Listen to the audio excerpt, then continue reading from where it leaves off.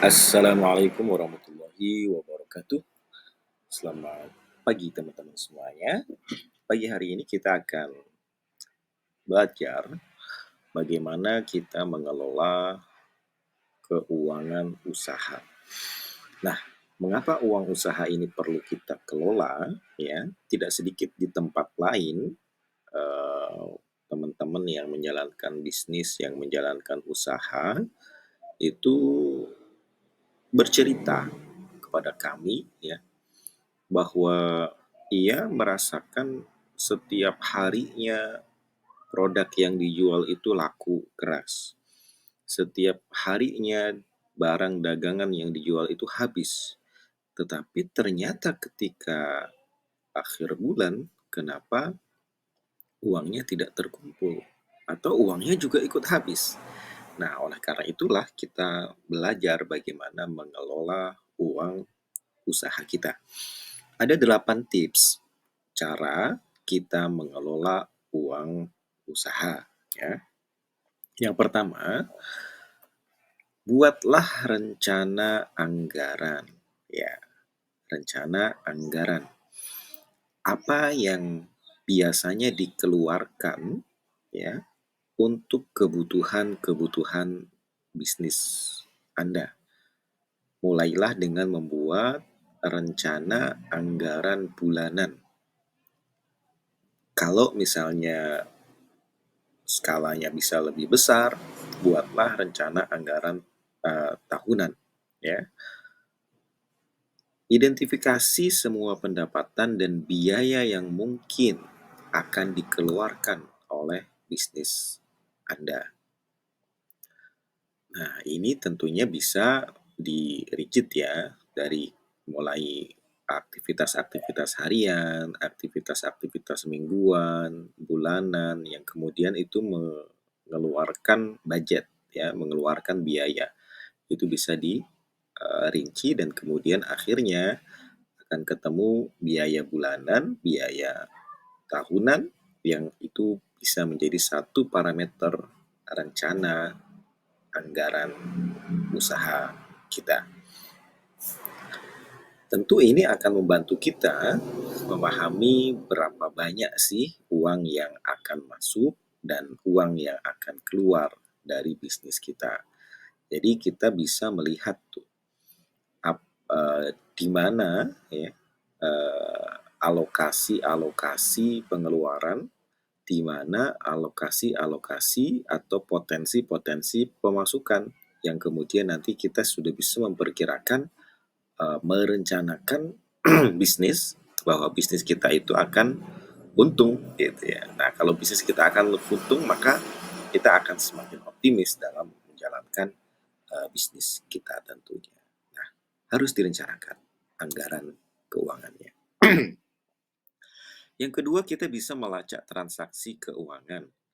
Kita bisa menggunakan software akuntansi ya, atau dengan menggunakan Excel atau dengan menggunakan spreadsheet ya, bisa mencatat semua transaksi keuangan kita ya, baik itu penjualan ya, baik itu pengeluaran ya, pengeluaran pribadi yang tidak terkait dengan bisnis. Nah, ini jadi satu hal yang harus deteksi. Jangan-jangan pengeluaran pribadi kita lebih banyak daripada pengeluaran bisnisnya gitu. Nah, karena itu kita harus lacak semua transaksi. Penjualan-penjualan barang apa yang kemudian paling besar, paling banyak diminati. Nah, itu nanti akan kelihatan ya. Kalau transaksi kita dicatat. Dengan pencatatan yang akurat, kita bisa memonitor kesehatan keuangan bisnis kita dan menghindari kebingungan di mana uang kita pergi. Nah, kenapa kita bingung? Karena kita tidak mencatatnya. Yang ketiga, paling penting dan vital, pisahkan keuangan bisnis dan keuangan pribadi. Ya, sangat penting sekali ini teman-teman ya.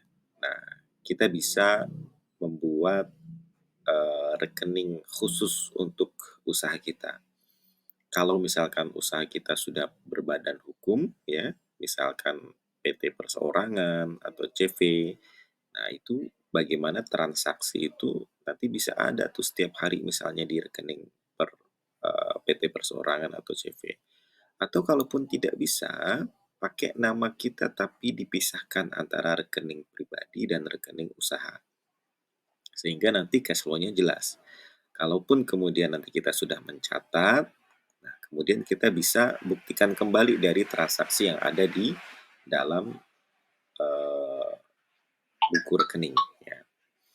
Nah, pelacakan ini akan semakin mudah ya ketika kita memisahkan uang pribadi dan uang usaha. Yang keempat, kita bisa hati-hati dalam berhutang. Kelola utang dengan bijak. Hindari utang yang tidak perlu dan cobalah untuk membayar utang bisnis tepat waktu, ya. Jadi disinilah kita nanti akan perlu melihat kapan kita saatnya hutang dan kapan kita tidak boleh hutang. Hutang itu boleh, ya, tapi sebaiknya dihindari. Hutang itu boleh kalau kita tahu di mana posisi usaha kita, apakah kita sudah ingin mengembangkan usaha kita dan posisinya sudah betul-betul ada potensi. Gitu. Contohnya ketika momen-momen Ramadan kita sudah mendapat orderan misalnya. Orderan sudah pasti ada gitu, tapi kemudian modal kita untuk produksi itu kurang.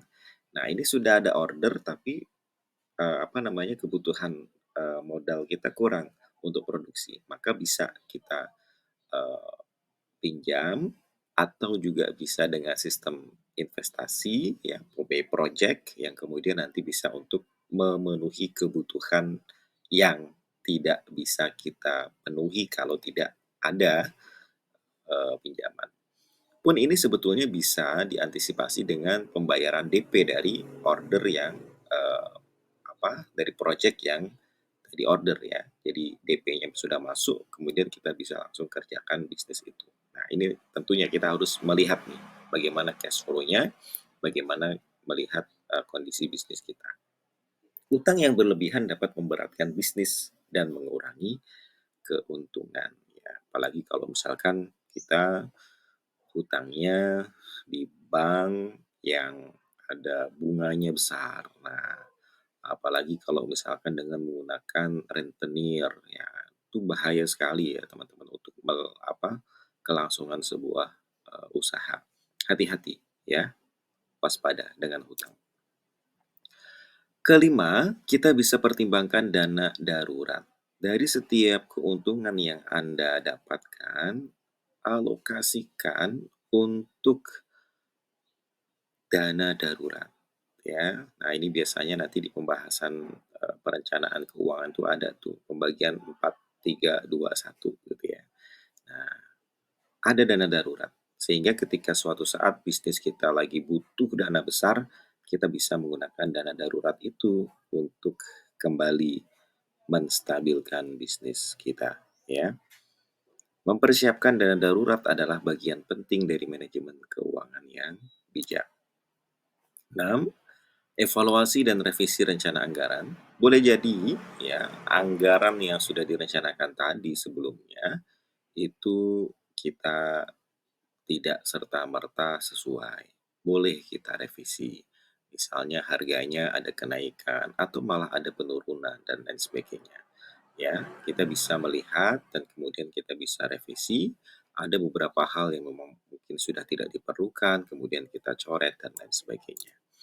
Manfaatkan layanan perbankan online. Ya, ini banyak sekali ya, banyak bank dan penyedia keuangan yang menawarkan layanan perbankan online yang bisa memudahkan pemantauan rekening. Artinya, kita bisa memantau cash flow ya, rekening bisnis kita dengan menggunakan HP misalnya, dengan menggunakan internet banking dan lain sebagainya.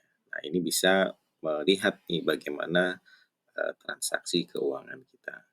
Dan yang kedelapan, kita bisa berkonsultasi dengan ahli keuangan ya untuk mengelola keuangan-keuangan kita, sumber keuangan bisnis kita.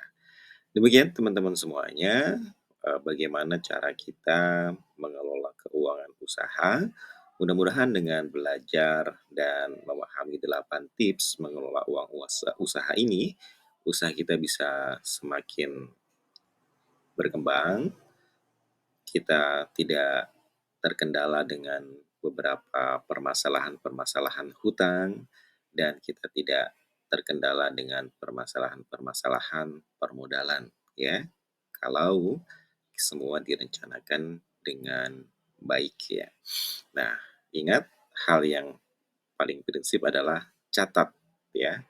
Catat, lacak di mana transaksi keuangan kita, pemasukan dan pengeluarannya dari mana, sehingga kita tahu betul bagaimana kondisi keuangan kita. Penting untuk diingat bahwa pengelolaan keuangan bisnis adalah satu proses yang terus-menerus. Ya, dengan kita berkomitmen untuk mengikuti praktek ini, maka kita bisa membantu memastikan bahwa bisnis kita akan berjalan, bisnis kita akan bertumbuh, dan bisnis kita pastinya akan menghasilkan profit. Dan itu yang diharapkan oleh semua pelaku usaha. Ingat, catatan keuangan yang baik itu juga akan menjadi salah satu dasar bagaimana orang akan melihat pertumbuhan bisnis kita. Sehingga lakukan pencatatan dengan beberapa aplikasi yang mudah dengan apapun yang kita punya mulai sekarang juga. Terima kasih, sampai berjumpa di video berikutnya dan tetap semangat.